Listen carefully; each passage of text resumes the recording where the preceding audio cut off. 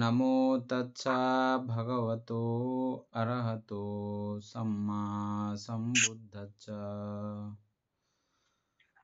জগৎ পূজ্য মহাকারণিক তথাগত সম্যক সম্বুদ্ধ শ্রীচরণে কৃতজ্ঞ প্রণাম নিবেদন করে পূর্ণপারমিতে অংশগ্রহণকারী সকল উপাসক উপাসিকাগণের নিরোগ দীর্ঘায়ু সুখী জীবন তথা জ্ঞান বিমণ্ডিত জীবন কামনায় শুরু করতে চলেছি আজকের অভিধর্ম চর্চা ক্লাস।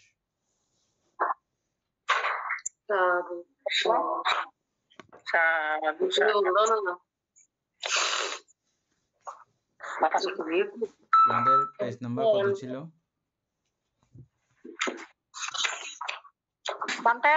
125 6 নাম্বার থেকে শুরু হবে। 6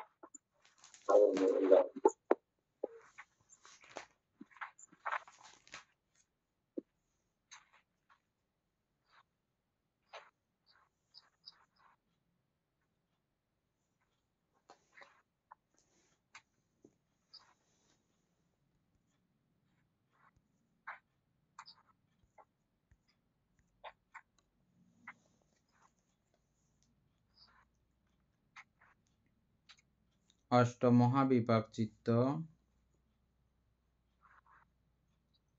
সন্তিরণ ত্রয় এই 11 চিত্ত তদালম্বন কৃত্য সম্পাদন করে।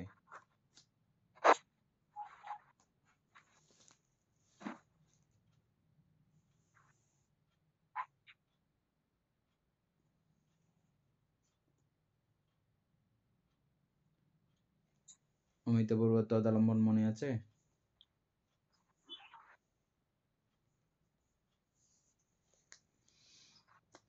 আমরা তদালম্বন হচ্ছে যে আপনার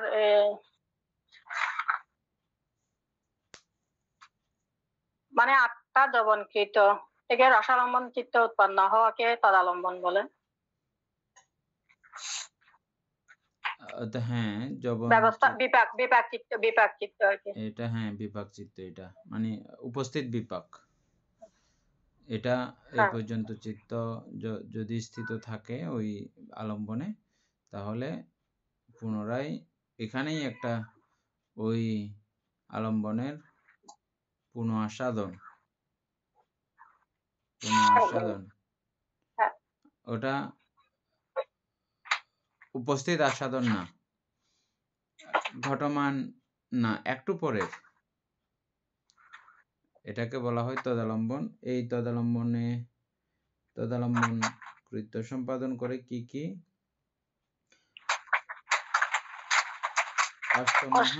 অষ্টমহাবিপাক চিত্ত এবং সন্তিরণ ত্রয়।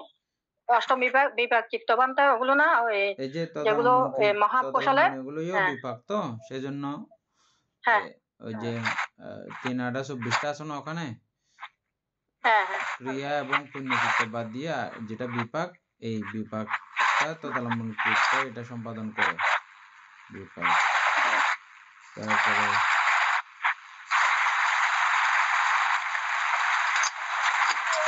আর সন্তিরণ চিত্ত 3টা আছে।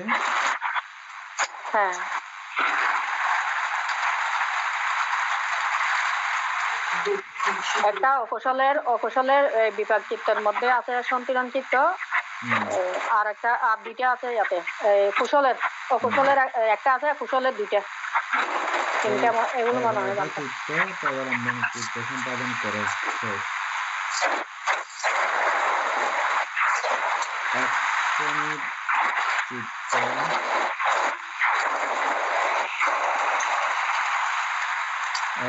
লাস্টের নাম্বার হচ্ছে যে 948। এটা কার নাম্বার দেখেন, মিউট করেন এটা। 948। হ্যাঁ হয়েছে, আবার খুলে গেছে।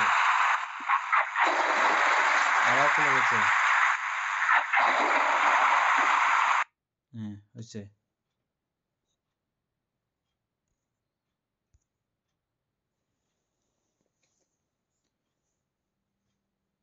ব্র্যাকেটে একটা কথা আছে, এক শ্রেণীর চিত্ত এক বা ততোধিক কৃত্য সম্পাদন করিতে পারে। একরকম চিত্ত বা এক শ্রেণীর চিত্ত কয়েকটা কাজও সম্পাদন করতে পারে। শুধু একটাই কাজ সম্পাদন করতে পারে এরকম না, কয়েক রকমের কাজ সম্পাদন করতে পারে। সেই কৃত্যকারী ও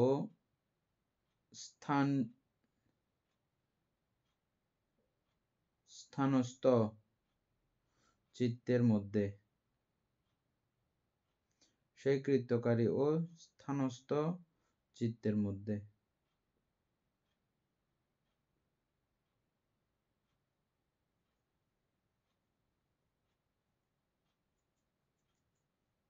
একই চিত্তের মধ্যে মনে হয়,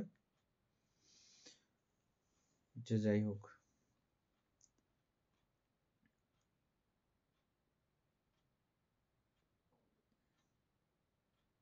বানটা স্থানস্থ চিত্তের মধ্যে এটা কি বুঝেছে?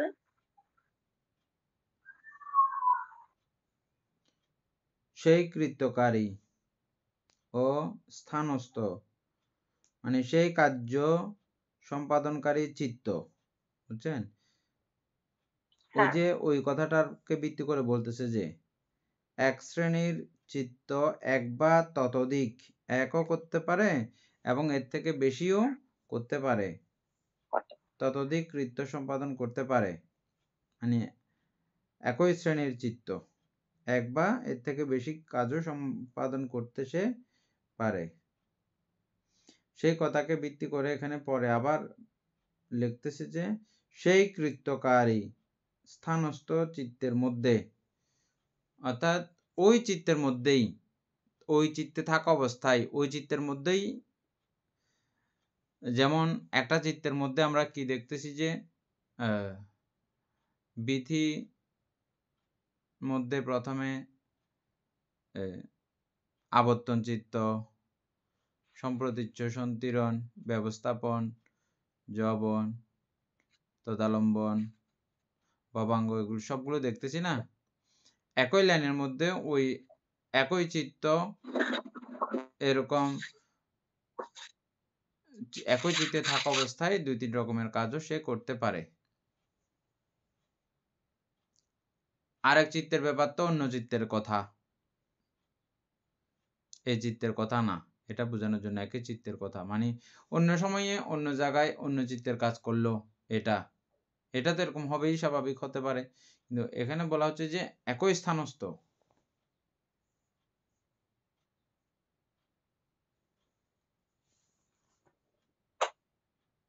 বুঝেন নাই না?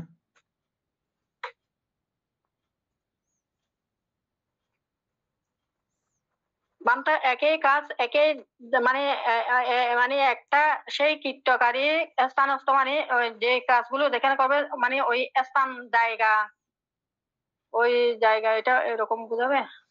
একটা চিত্ত তো, হুম, একটা চিত্ত, কিন্তু একটা চিত্তের মধ্যে আমরা দেখতেছি যে সম্প্রতীচ্য, সন্তিরণ, ব্যবস্থাপন, এগুলো নানান কাজ দেখতেছি না?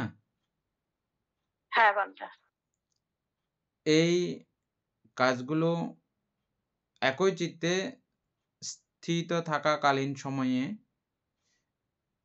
এক বা ততোধিক কার্য সম্পাদন করতে পারতেছে, অনেকগুলো করে। কাজ করা যায় একটা চিত্তের, হ্যাঁ, একটা একই চিত্তের দিয়ে। একই ব্যাপার, সে হুম। 2-3 রকমের কাজও করে। চিত্ত একটাই, ও 2-3 রকমের কাজ করতেছে একই লাইনের মধ্যে, একই চিত্তবৃত্তিতে।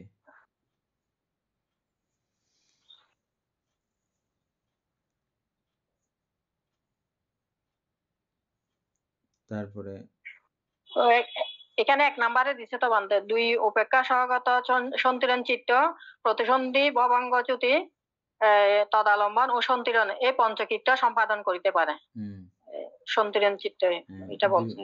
দুইটা অপেক্ষা সহগত চিত্ত, 2 উপেক্ষা সহগত সন্তিরণ চিত্ত। সন্তুলন চিত্ত হ্যাঁ, এরা কয়টা কাজ করে? প্রতিসন্ধি, ভবাঙ্গ, চ্যুতি। প্রতিসন্ধিতেও কাজ করে, ভবাঙ্গেও কাজ করে, চ্যুতিতেও কাজ করে, দুইটা। এই হ্যাঁ, দুইটা অপেক্ষা তিনটা সম্ভব। তদালম্বন আর সন্তিরণ, এই পঞ্চকৃত্য চ্যুতি, পাঁচটা। তদালম্বন, সন্তিরণ এই 5 কৃত্য সম্পাদন করিতে পারে। তারপরে 8 প্রকার। আট বলেন। 8 প্রকার মহাবিপাক চিত্ত: প্রতিসন্ধি, ভবাঙ্গ, চ্যুতি, তদালম্বন, এই 4 প্রকার চিত্ত সম্পাদন করিতে পারে ওই মহাবিপাক চিত্তগুলো। 8 প্রকার মহাবিপাক চিত্তগুলো প্রতিসন্ধি, ভবাঙ্গ, চ্যুতি এবং তদালম্বন, 4টা কাজ করতে পারে। বুঝছেন এখন না? হ্যাঁ, বাকিরা এই জায়গাগুলো বুঝতেছেন না। ঘটনা হচ্ছে যে আমাদের চিত্তবৃত্তি আলোচনাতে এখনো যাই নাই, তো চিত্তবৃত্তিটা বুঝলে তখন এই শব্দগুলো বুঝবেন। এই ভবাঙ্গ, চ্যুতি, প্রতিসন্ধি, হ্যাঁ, এগুলো আর একটু পরে আছে কথাগুলো। তো এগুলো সম্পর্কে ভালো পরিচয় হয়ে গেলে তখন এই লাইনটা আবার পরে বুঝে যাবে। অমিতা বড়ুয়া তো থাকে ক্লাসে, যারা ছিলেন তারা এগুলো আগে পড়েছেন বলে এগুলো বুঝতেছেন। বাকিরাও পরে বুঝবেন এটা।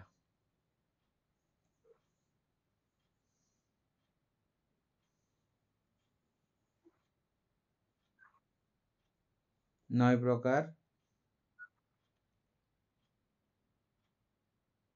প্রকার মহৎগত বিপাক: প্রতিসন্ধি, ভবাঙ্গ, চ্যুতি, এই 3 শ্রেণীর 3 প্রকার কৃত্য সম্পাদন করিতে পারে ওই মহৎগত বিপাক গুলো বানতে রূপবচরের কুশল চিত্তগুলো না বানতে, রূপবচরের চিত্তগুলো না। হ্যাঁ, রূপবচর, রূপবচর অরূপবচর কি বানতে? দুইটা, রূপবচর এবং রূপবচর ও রূপবচর, অরূপবচর। হ্যাঁ হ্যাঁ। এগুলো এই 9 প্রকার বিপাক প্রতিসন্ধির কাজও করতে পারে, ভবাঙ্গের কাজও করতে পারে, চ্যুতির কাজও করতে পারে। 3 প্রকার কাজ করতে পারে, সম্পাদন করতে পারে। তারপর 4 হচ্ছে যে সমনস, সন্তিরণ ও তদালম্বন, এই 2 কৃত্য সম্পাদন করিতে পারে। সমনস, সন্তিরণ ও তদালম্বন। সমনস, সন্তিরণ বলতে এখানে এটা হবে আর কি, সমনস্য সহগত সন্তিরণ চিত্ত আছে না?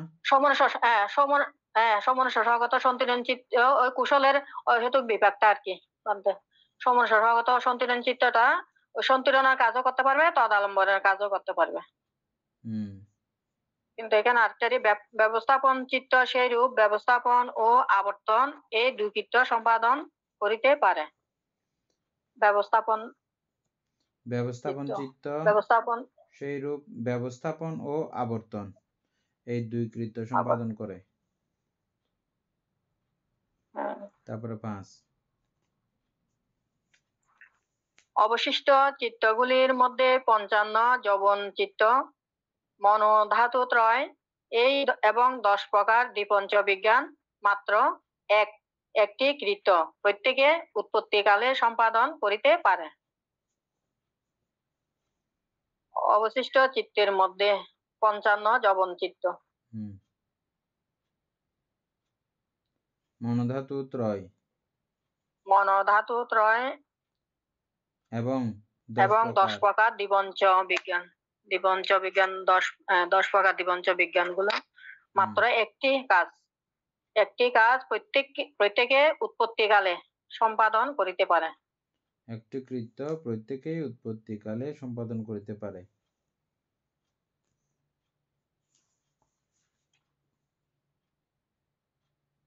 যবন চিত্ত। অবশিষ্ট চিত্তগুলির মধ্যে এখানে যা যা কিছু উল্লেখ করা হয়েছে বাকিগুলোর মধ্যে 55টা যবন চিত্ত, মনোধাতু ত্রয়,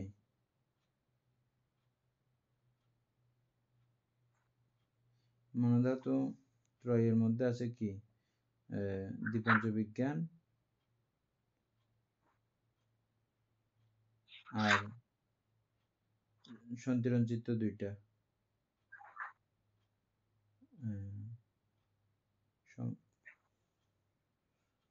অবশ্য মনোধাতুত্র এটা বলেন তো। বন্দনা বানতে মঙ্গলক দ্বিপঞ্চ বিজ্ঞান মনোধাতু হচ্ছে দুটা সম্পত্তি চিত্ত আর একটা হচ্ছে পঞ্চদ্বারাবর্তন চিত্ত। এগুলো হচ্ছে যে মনোধাতু ত্রয়। তাহলে 5 নম্বরটা কি হচ্ছে পুরোটা? অবশিষ্ট চিত্তগুলির মধ্যে 55 যবন চিত্ত, মনোধাতু ত্রয় এবং 10 প্রকার দ্বিপঞ্চ বিজ্ঞান। মাত্র একটি কৃত্য প্রত্যেকেই উৎপত্তিকালে সম্পাদন করিতে পারে।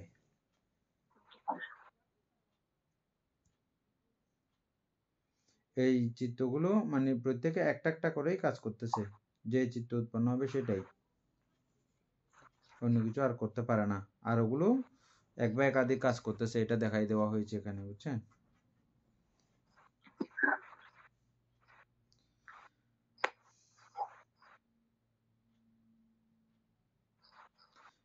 মনোধাতু ত্রয় কি কি বলছেন যে দ্বিপঞ্চ বিজ্ঞান আর পঞ্চদ্বারাবর্তন। আচ্ছা, পঞ্চদ্বারা। না, মনোধাতু হচ্ছে দুইটা সম্প্রতিচ্ছ চিত্ত দুইটা আর একটা পঞ্চদ্বারাবর্তন চিত্ত। আচ্ছা, পঞ্চবিজ্ঞানটা আলাদা, পঞ্চবিজ্ঞান গুলো আলাদা।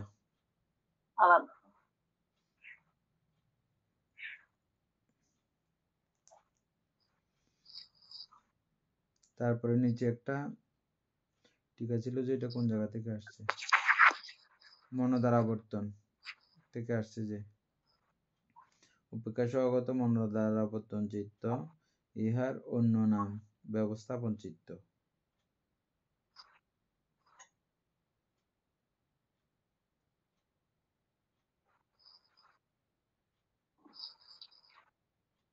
কারণ পঞ্চতারিখ আলম্বন যবনস্থানে কিরূপ ব্যবহৃত হইবে তাহার ব্যবস্থা এই চিত্তই করিয়া দেয়।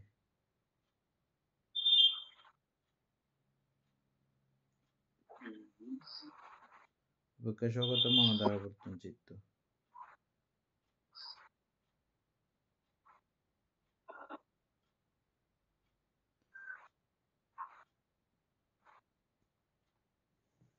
এটাকে আবার পক্ষান্তরে ইও ডাকা হয়, ব্যবস্থাপন চিত্তও বলা হয়। সারজ্ঞাতা অমিতাভের উপরে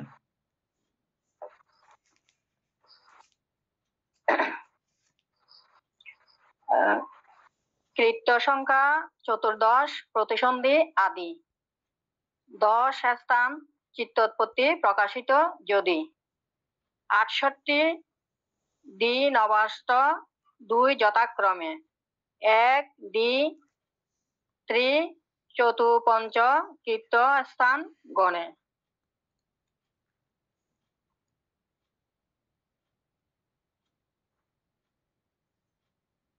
কৃত্য সংখ্যা 14 প্রতিসন্ধি আদি 14 প্রকার বানতে সমাধি, অবশ্য সমাধি এটা ইয়ে করতে পারবেন, ব্যাখ্যা করতে পারবেন? বানতে আজকে নাই, বানতে। ও ঠিক আছে, বিশুদ্ধ। কৃত্য সংখ্যা 14 প্রতিসন্ধি আদি। এই কবিতাটা ইয়ে করো, ব্যাখ্যা। এটা ব্যাখ্যা করতাম বানতে। বলছে যে কৃত্য সংখ্যা 14 প্রতিসন্ধি আদি, প্রথম লাইন। আমরা জানি যে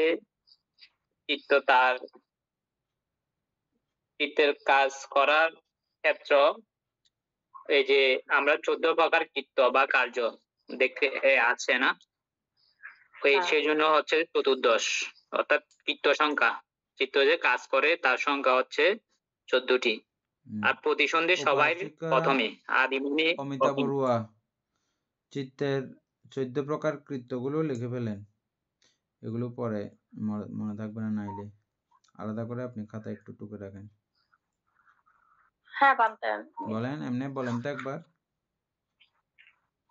একটা হচ্ছে যে প্রতিসন্ধি, ভবাঙ্গ, আবর্তন, দর্শন, শ্রবণ, ঘ্রাণ, তারপর আচ্ছাদন, স্পর্শ, সম্প্রতীচ্য, সন্তিরণ, ব্যবস্থাপন, যবন, তদালম্বন, চ্যুতি, এই 14 প্রকার বানতে।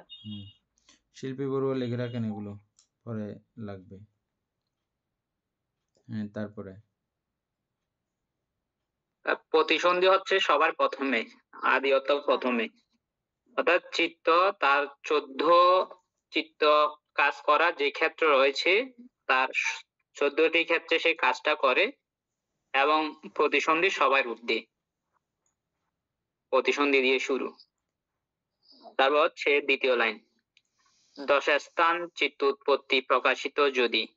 এই যে এই 14 প্রকার চিত্তের কাজ করার ক্ষেত্রকে আমরা যদি সংক্ষেপে আনি, এটা হলে যদি স্থানে আনি, এটা 10 প্রকার স্থান হয়।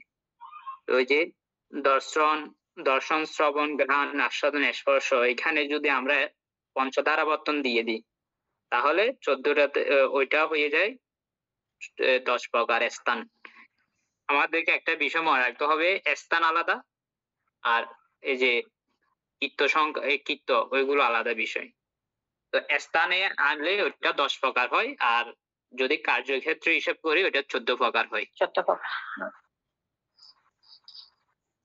তারপরের লাইন, তারপর তৃতীয় লাইন, 68 দিন অবাষ্ট 2 যথাক্রমে।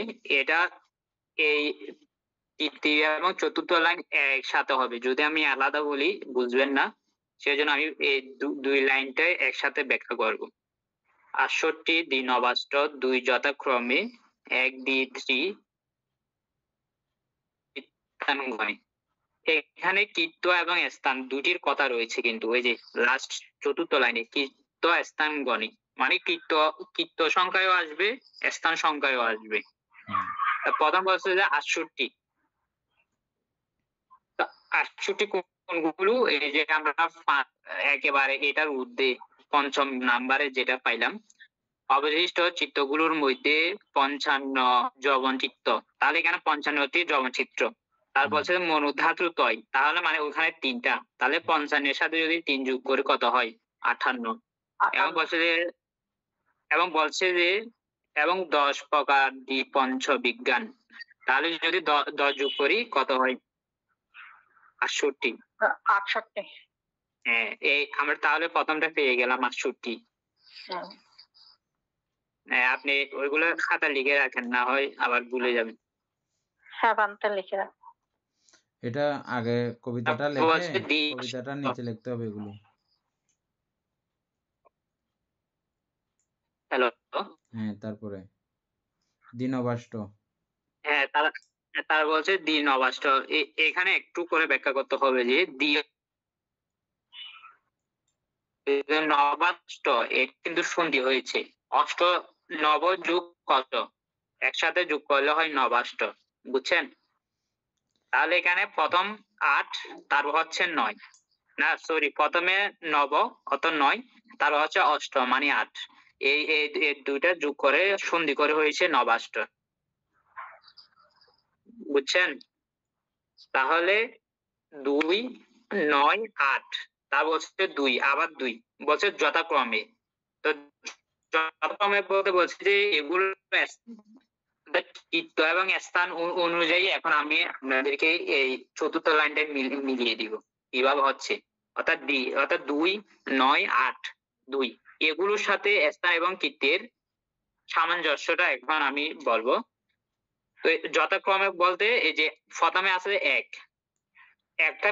একটা মিল করছে যে 68 সাথে, এখানে আমরা এই যে পঞ্চম নাম্বার যেটা পড়ছিলাম, বলছে যে অবশিষ্ট চিত্তগুলোর মধ্যে 55 যবন চিত্ত, মনোধাতু তয় এবং 10 প্রকার পঞ্চ বিজ্ঞান। তাহলে এখানে আমরা 68 পাইলাম প্রথমে, যেটা হিসাব করেছি।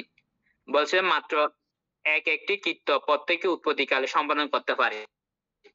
এগুলো এগুলো কাজ, অর্থাৎ এগুলো যে কীর্ত, কীর্ত হবে একটা এবং স্থান হবে একটা। কিভাবে? এই যে ৫৫ জবান আমরা আগে বের করছিলাম, ওখানে যে ছিল ৫৫ প্রকার জবান চিত্রের কথা, ওগুলো তার প্রত্যেক স্থানে একটি একটি কাজ করে, যে প্রতিসন্ধি শুধু প্রতিসন্ধি করবে যে, না না সরি, এই যেটা আচ্ছা, আমি একটা একটু চিত্রগুলো তো সব মনে নাই, আমি মনোধাতু থেকে শুরু, সংখ্যায়ও একটা, স্থান সংখ্যায়ও একটা। কথা শোনা যাচ্ছে না। তারপর মোবাইলটা একটু নাড়াচাড়ে হ্যালো, রাখতে হবে। মোবাইলটা একটু নাড়াচাড়ে রাখতে হবে। শোনা যাচ্ছে না। নেটওয়ার্কে একটু সমস্যা করতেছে। বৃষ্টি হওয়ার কারণে কারেন্ট নাই, নেটওয়ার্ক সমস্যা করতেছে ওই জন্য। এখন এখন বোঝা যাচ্ছে? এই যে কোনো রকমে চলো কিনা তারপরে। তাহলে সম্পাদিচ্ছ শুধু একটি মাত্র কাজ সম্পাদন করবে, তার কীর্ত সংখ্যায়ও একটি, স্থান সংখ্যায়ও একটি। তারপর যে পঞ্চধারাবর্তন চিত্ত, সেইও মাত্র একটি মাত্র কাজ করতে পারে যে, তাহলে তার কীর্ত সংখ্যায়ও একটি, স্থান সংখ্যায়ও একটি, এবং যেটা আছে দ্বি পঞ্চবিজ্ঞান, ওইগুলো সেম। তার কীর্ত সংখ্যায়ও একটি, স্থান সংখ্যায় একটি, সেই জন্য বলছে যে ৬৮-র সাথে আমরা একটা মিলাবো। তাহলে ৬৮ এই চিত্রগুলো একটি একটি কীর্ত এবং স্থান অনুযায়ী সে একটি একটি কাজ সম্পাদন করে। তাহলে ৬৮-র সাথে একটা মিলে ফেললাম। তারপর বলছে দ্বি, দ্বি বলতে দুইটি চিত্রের কথা বলছে এখানে। আমরা যদি একটু উপরে যাই, এই যে বলছে যে সমনস্য সন্তিরণ, সমনস্য সন্তিরণ, সন্তিরণ ও তদালম্বন এই দুই কীর্ত সম্পাদন করিতে পারে। তাহলে এখানে সমনস্য কিন্তু সে দুইটা কাজ করতে পারে, সন্তিরণ এবং তদালম্বন। সে তাহলে তার কীর্ত সংখ্যায় দুটি, স্থান সংখ্যায় দুটি, কেননা সে ভিন্ন ভিন্ন স্থানে তার কাজটা করে। সন্তিরণের জায়গায় সন্তিরণ করে, তদালম্বনের জায়গায় তদালম্বন করে। তাহলে স্থান সংখ্যায় দুইটি, কীর্ত সংখ্যায় দুইটি। এটা কি বুঝে গেছে? এই যে ২ এর সাথে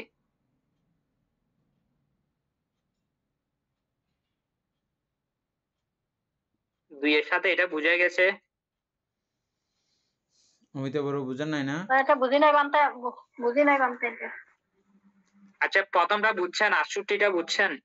হ্যাঁ, ৬৮টা বুঝছি বানতে। হ্যাঁ, এখন আমি এই যে যেটা দিয়ে আছে ওটা হচ্ছে ২, ওটা ফালি থেকে সরাসরি লিখে দিয়েছে যে ওটার অর্থ হচ্ছে ২।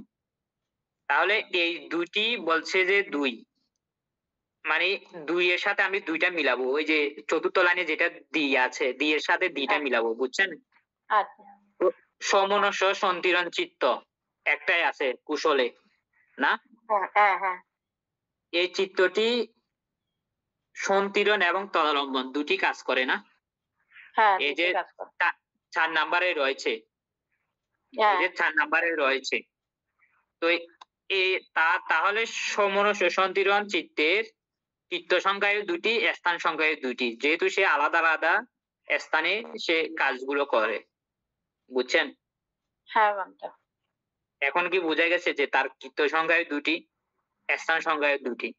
বুঝা গেছে? হ্যাঁ বানতে। হ্যাঁ। তারপর আমরা যাবো যে নবাষ্ট, যেটা অর্থটা বলছিলাম যে নব যোগ অষ্ট, দুটার সন্ধি করলে হয় নবাষ্ট। তাহলে নবত্ব কি? নবত্ব ৯, অষ্টত্ব ৮। তাহলে আমি এখন ৯ এর সাথে ৩টা মিলাবো, ৯ এর সাথে ৩টা মিলাবো, একটু দেখেন।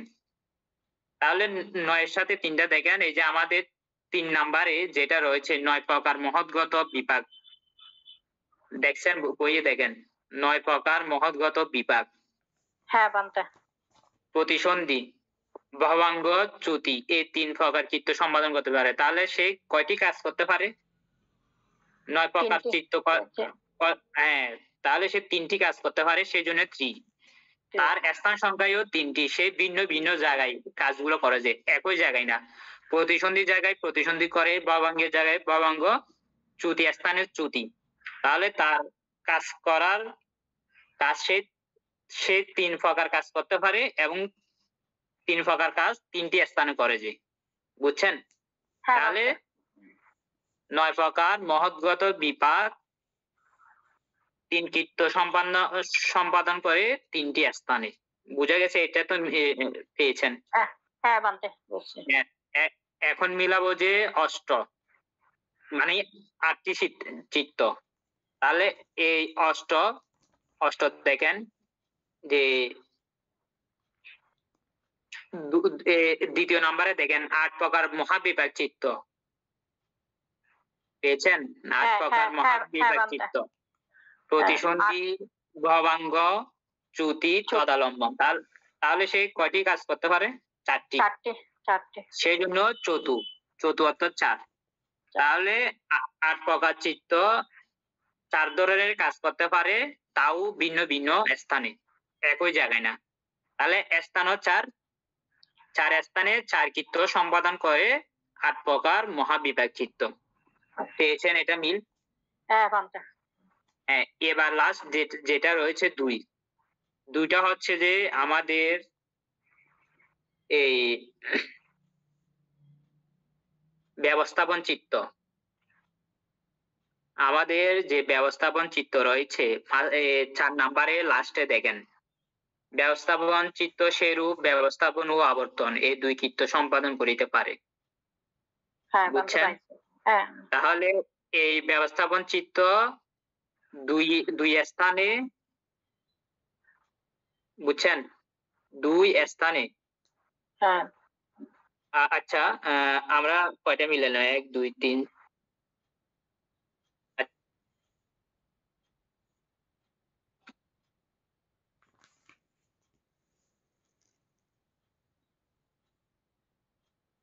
যে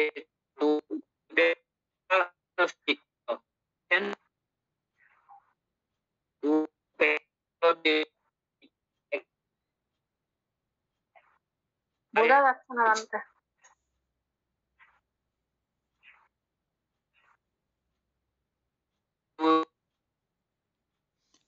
মোবাইলটা একটু ইয়া করতে হবে, নাড়াচাড়া করে রাখতে হবে আরো।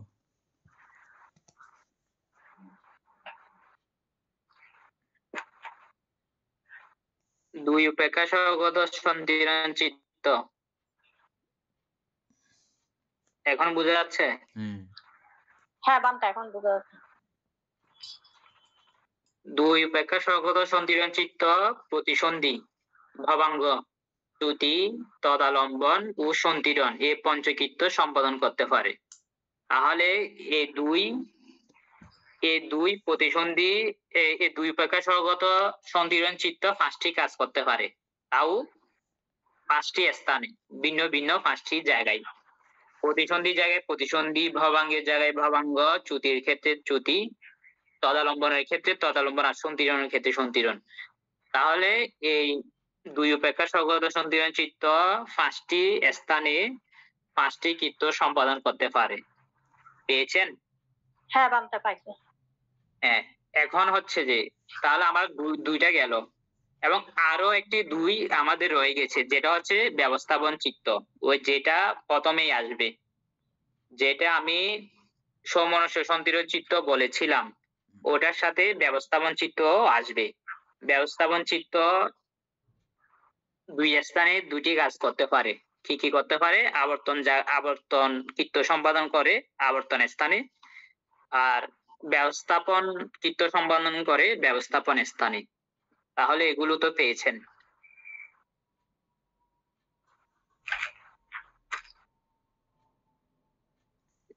এখন বান্দা এটা ওই আবর্তনে দুইটা কাজ করতে পারে এবং ব্যবস্থাপনে ব্যবস্থাপন চিত্ত 2টি কাজ করে। হ্যাঁ হ্যাঁ বান্দা। আবর্তনে করে এবং এই যে আপনার ওই ব্যবস্থাপনে করে। ওই যে 4 নম্বরে দেখেন, একটু 4 নম্বরে লাস্টে ব্যবস্থাপন চিত্ত সেরূপ ব্যবস্থাপন ও আবর্তন এই 2 কৃত্য সম্পাদন করিতে পারে। তাহলে ব্যবস্থাপন চিত্ত একটাই, কিন্তু সে 2 জায়গায় 2টি কাজ করে। আচ্ছা, আবর্তন আবর্তন আবর্তন কৃত্য সম্পাদন করতে পারে, ব্যবস্থান কৃত্য সম্পাদন করতে পারে। তাহলে তার স্থান সংখ্যা 2টি, কাজও করতে পারে 2টি। বুঝছেন? হ্যাঁ বান্তে। সেটা আসবে যেটা 68 পর যেটা রয়েছে ডি, ডি এর সাথে আবর্তন এবং সমনুষ সন্তিরণ এই দুইটা চলে আসবে। বুঝছেন? হ্যাঁ বান্তে। হুম।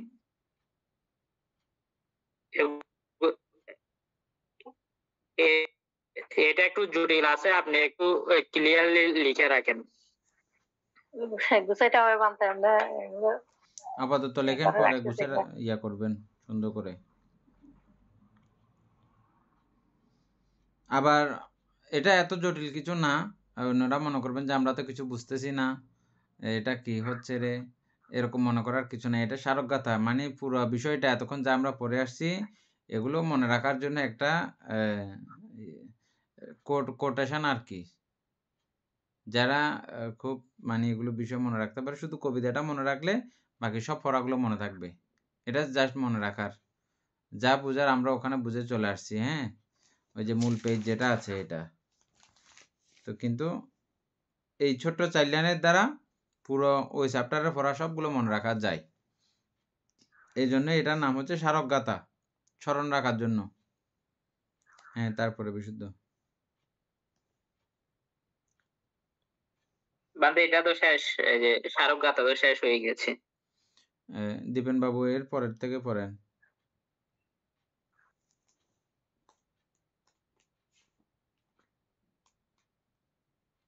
চিত্তের দ্বার সংগ্রহ।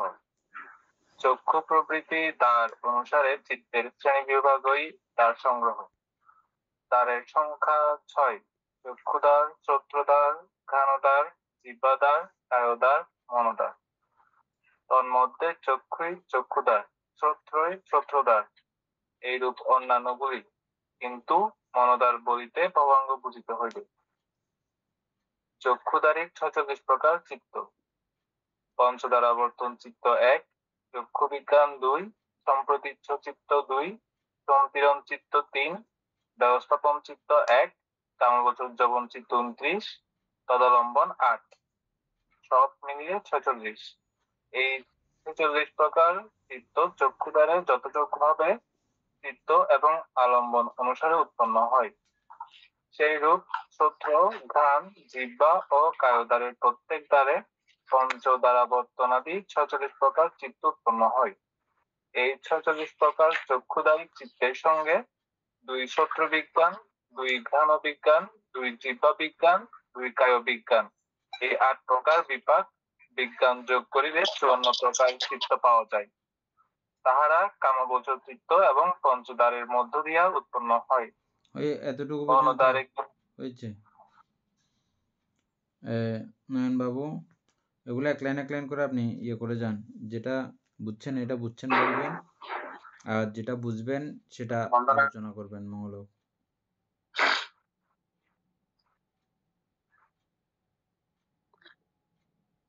চক্ষু প্রবৃত্তির ধার অনুসারে চিত্তের শ্রেণী বিভাগই দ্বার সংগ্রহ। চক্ষু প্রবৃত্তি দ্বার অনুসারে, চক্ষু প্রবৃত্তি দ্বার অনুসারে চিত্তের শ্রেণী বিভাগই দ্বার সংগ্রহ। আমরা চক্ষু প্রবৃত্তি বলতে পঞ্চদ্বারকে বলা বোঝাচ্ছে না?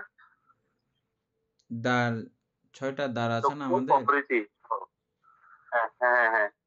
বিশুদ্ধ, প্রথমে চিত্তের দ্বার সংগ্রহ নিয়ে একটু আলোচনা করুন। উপরের লাইনটা, চিত্তের দ্বার সংগ্রহ, এই কথাটা একটু ইয়ে করো। দ্বার কি? দ্বার অর্থ আমরা দরজা বলতে পারি। তাহলে এটা কিসের দরজা? এই যে আমাদের চিত্তে এই যে রূপ রূপ শব্দ বা যে আলম্বন গুলো রয়েছে, এগুলো চিত্ত থেকে নির্গমন এবং প্রবেশ, এই এই দরজাগুলোর মধ্য দিয়েই ওরা প্রবেশ করে এবং নির্গমন করে, ওরা ঢুকে বাইরে হয়। সেই জন্য এটাকে দ্বার বলে, অর্থাৎ দ্বার অর্থ দরজা। তাহলে আমাদের যে 6টি দ্বার রয়েছে অর্থাৎ দরজা রয়েছে আলম্বন গুলো ঢোকার জন্য, এই যে এখানে উল্লেখ আছে চক্ষুদার শ্রুতদার।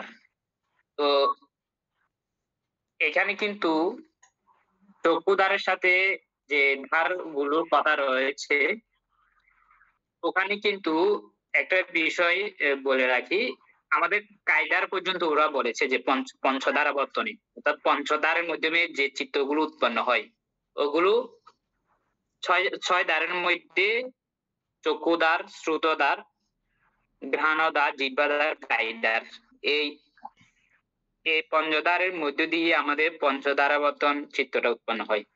কিন্তু মনোধারাবর্তনের বিষয়টা আলাদা। মনোধারাবর্তনে পঞ্চধার ওখানে কাজ নেই, মনোধার আলাদা, পঞ্চধার আলাদা। আর এখানে যে চক্ষুধারিকের কথা বলা হয়েছে এটা পঞ্চধারাবর্তন চিত্ত অতিক্রম করে এগুলো উৎপন্ন হবে এবং কায়দার পর্যন্ত। কিন্তু মনোধারের বিষয়টা হচ্ছে ব্যতিক্রম। আর এই ওইটা তো পরে আসতেছে, যে মনোধারাবর্তন সম্পর্কে পরে আসছে। তাহলে দ্বার তো আমরা বুঝলাম যে আমাদের যে চিত্ত সদসিকের ঢোকা বের হওয়া আমাদের আলম্বন, এই যে আলম্বন গুলো আমরা গ্রহণ করি, এই আলম্বন গুলো এই আমাদের ধার পথে এসে ওইগুলো আমরা কি এই ধার পথে এগুলো আগমন করে এবং তারপর এই যে চিত্তের মধ্যে প্রতিফলিত হয়। বানতে ঠিক ওই আছে, এটাই আপনি অর্থাৎ আলম্বন প্রবেশ করার, আলম্বন স্পর্শিত হওয়ার, আলম্বন তো প্রবেশ করে না, আলম্বন স্পর্শিত হওয়ার দরজা, এটাকে বলা হয় দ্বার। এইরকম দ্বার নিয়েই এই অধ্যায়ে আমরা মূলত আলোচনা করব।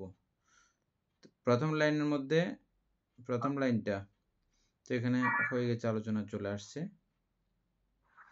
নয়ন বাবু। তারপরে বুঝছেন এখন প্রথম লাইনের কথাটা বুঝছেন আপনি? হ্যাঁ বান্ধব, আমিও ওটা চিন্তা করছি আর কি। পঞ্চধারাবর্তন মানে এখানে ছয়টা হবে যেহেতু মনোধারাবর্তন সহ। তাহলে দ্বিতীয় লাইনও বুঝছেন? দ্বিতীয় লাইনটা বলেন। দ্বিতীয় লাইন মানতে দ্বিতীয় লাইনের মধ্যে ধারের সংখ্যা 6। চক্ষুদার, শ্রোত্রদার, ঘ্রাণদার, জিহ্বাদার, কায়দার, মনোদার, যে আমাদের বানতে একটু আগে বললেন। এইটাও আলোচনা হয়ে গেছে, আশা করি সবাই বুঝছেন। অমিতা বড়ুয়া ক্লিয়ার? হ্যাঁ বানতে, আপনি আগে থেকে জানেন এগুলো। তারপরে তার মধ্যে এরপরে তন্মধ্যে চক্ষুদার, শ্রোত্রদার এইরূপ অন্যান্যগুলি, কিন্তু মনোদার বলিতে ভবাঙ্গ বুঝিতে হইবে। ভবাঙ্গ নিয়ে আমরা অতীতে আলোচনা করেছি। আমরা আরেকটু পরিষ্কার হব, যারা নতুন আছেন তারা খুব খেয়াল করবেন। ভবাঙ্গ নিয়ে, ভবাঙ্গ আসলে একরকম করে আলোচনা করে যে শেষ হয়ে যাবে এমন না। আমরা এই একটু একটু আলোচনা করতে করতে করতে করতে পরে পুরো ভবাঙ্গ জিনিসটা কি, কেমন, কি কাজ কি, কার্য কি, এগুলো সবগুলো ক্রমান্বয়ে আমরা জানতে থাকবো। এই ক্ষেত্রে এই পর্যায়ে ভবাঙ্গটা কিরকম, মনোদারিক ব্যাপারটা এখানে যেটা আসছে এটা নিয়ে আমরা এখন আলোচনা করব। হ্যাঁ বিশুদ্ধ।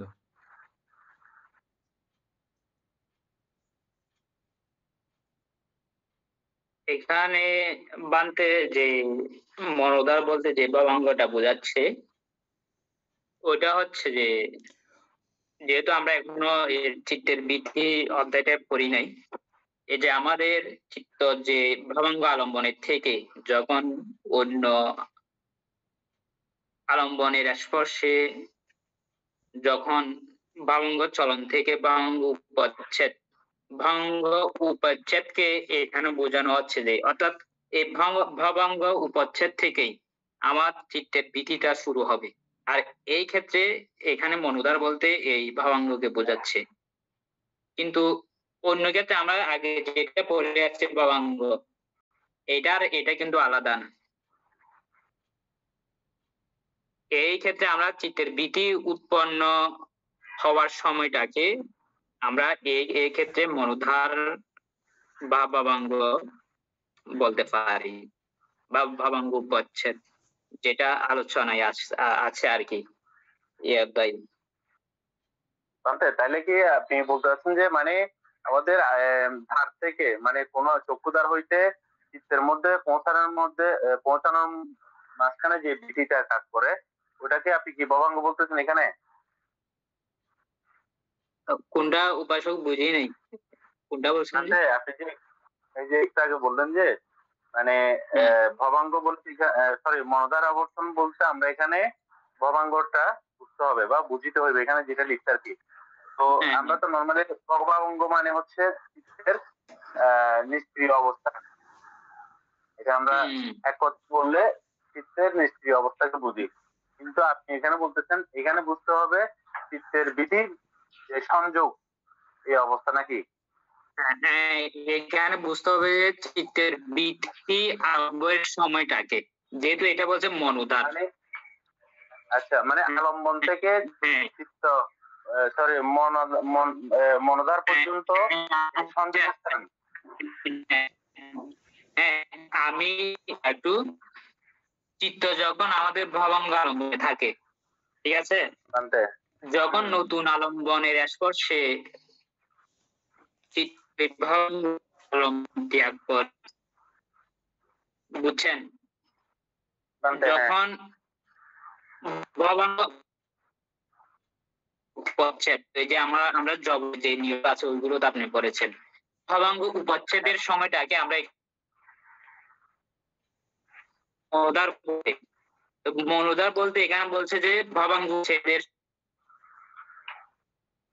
শুরু হবে। এমনি ভবাঙ্গ অবস্থা থাকে, আপনি যেটা ঠিক আছে যে নিষ্ক্রিয়,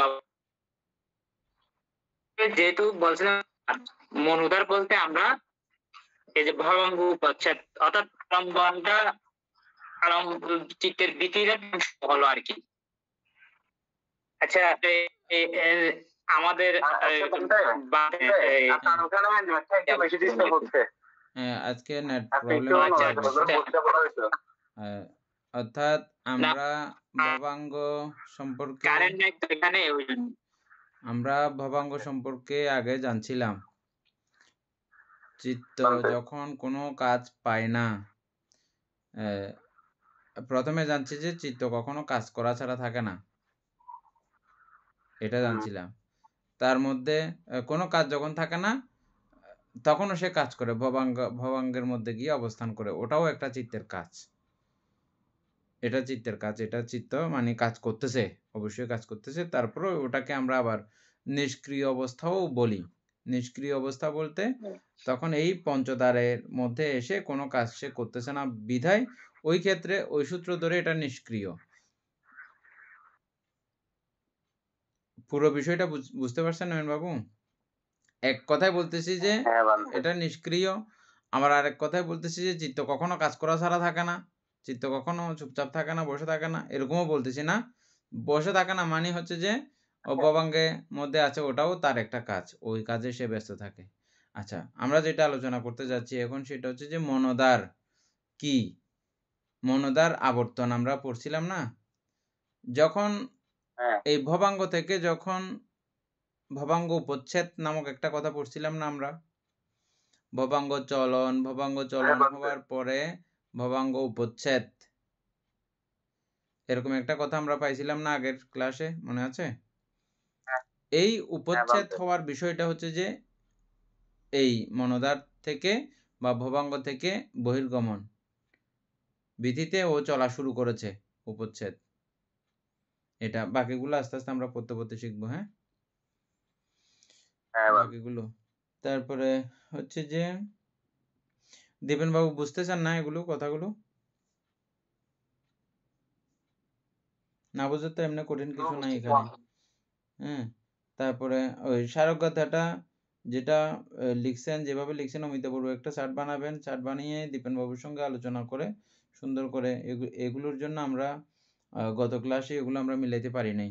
হ্যাঁ, আমাদের অবশ্য বিশুদ্ধচার অত্যন্ত সুন্দরভাবে এগুলো মনে রাখাও, মানে এই কবিতাটা বুঝে মনে রাখা, এটা বহুত সাংঘাতিক ব্যাপার, বুঝছেন? অমিতা বড়ু এটা যদি আবার কমপ্লিট না হয় আবার একটু আপনি কমপ্লিট করবেন, সেই সঙ্গে দীপেন বাবুকে এগুলো দেবেন, একটা চার্ট বানিয়ে দেবেন, কবিতাটা লিখে কবিতাটার সারাংশ, বুঝছেন? প্রত্যেকটা লাইন বাই লাইন। আমাদের দীপেন বাবু এগুলো পারে, এগুলো ইয়ে করবেন। আচ্ছা, আজকে তো আমাদের আর সময় নাই। কালকে এই নিচের থেকে আমরা কালকে আলোচনা করব। আর কেমন? হ্যাঁ, সদ্ধর্মপ্রাণ প্রিয় উপাসক উপাসিকাবৃন্দ এবং উপস্থিত রয়েছেন ক্লাসে আমাদের আবশু দয় আপনাদের প্রত্যেকের শ্রদ্ধা সম্মানের ব্যক্তিত্ব আবশু সমাধি ইন্দ্রিয় ভিক্ষু এবং বিশুদ্ধচার ভিক্ষু মহোদয় অত্যন্ত প্রাণবন্ত করে আপনাদের প্রত্যেকটা বিষয় বুঝিয়ে দিচ্ছেন তারা। এগুলো নিজে বোঝা যেমনটা, অপরকে বোঝানো এটা অনেক কষ্টসাধ্য একটা কাজ। তবে এখানে আমরা প্রীতি অনুভব করি, আনন্দ অনুভব করি যে ধর্ম জিনিসটা এমন। অন্যান্য অনেক বিষয় আছে, কাউকে দিলে আমাদের এটা কষ্ট হয়, আমার জিনিসটা কমে যাচ্ছে। কিন্তু বিদ্যা, জ্ঞান, প্রজ্ঞা এগুলো এমন একটা জিনিস, এগুলো জ্ঞানীদের কাছে মজা লাগে, অন্যজনকে দিতে মজা লাগে এই কারণেই যে এটার বহুবিধ কল্যাণ তিনি দেখেন এটা দেওয়ার সময়, অপরকে বোঝানোর সময়। সেজন্য অত্যন্ত প্রীতি প্রাণবন্ত থাকেন বিদায় এই কষ্টসাধ্য কাজও খুব আনন্দ চিত্তে, প্রীতিমৈত্রী চিত্তে এটা করে যাচ্ছেন। আমরা আমাদের ক্লাসের সকলের পক্ষ থেকে তাদেরও নিরোগ দীর্ঘায়ু, জ্ঞান বিমণ্ডিত জীবন কামনা করছি।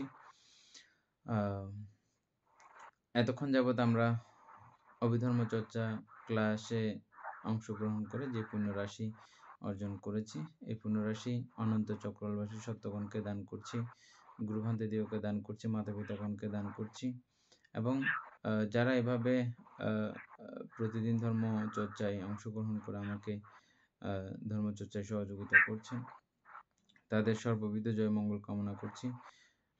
আমাদের পুরনো বছরের সকল প্রকারের গ্লানি ভুলে নতুনত্বে, নতুনভাবে নিজেকে আমরা সাজাবো, নতুনভাবে নতুন দিনগুলোকে যেন অত্যন্ত পুণ্যময় ভাবে আমরা নন্দিত করতে পারি, এইরূপ প্রত্যাশাই আমাদের থাকবে নতুন বছরের জন্য।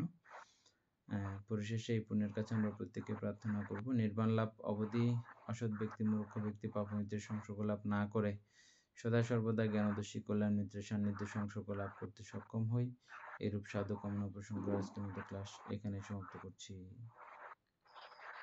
সাধু সাধু সাধু।